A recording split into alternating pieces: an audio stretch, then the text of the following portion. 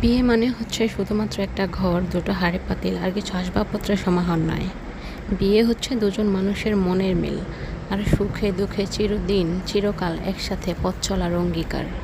একজন স্বামী হিসেবে আপনি আপনার স্ত্রীকে কত বড় বাড়ি, কত ভরি গয়না দিতে পারবেন, তার চেয়ে বেশি জরুরি হলো আপনি তাকে কতটা ভালোবাসা দিতে পারবেন, তার সাথে কতটা সময় কাটাতে পারবেন। আর একজন স্ত্রী হিসেবে আপনি কতটা যোগ্য, কতটা নজরকাড়া, তার চেয়ে বেশি জরুরি হচ্ছে আপনি কতটা খেয়াল রাখতে পারবেন আপনার স্বামীর সেই সব ভালোবাসা, ভালো লাগা, সেই সব বিষয়গুলো। হ্যাঁ, ভাতের অভাবে কিংবা রূপের অভাবের চেয়ে কয়েক গুণ বেশি সংসার ভেঙেছে আন্তরিকতা আর ভালোবাসার অভাবে। ভাতের অভাব আর রূপের অভাব পুষিয়ে নেওয়া গেলেও ভালোবাসা কিংবা আন্তরিকতার অভাব পোষাবার মতো নয়। দিন শেষে একটা সুন্দর সম্পর্কের জন্য দুজনকেই ছাড় দিতে হয়, দুজনেরই দুজনের প্রতি আন্তরিক থাকতে হয়।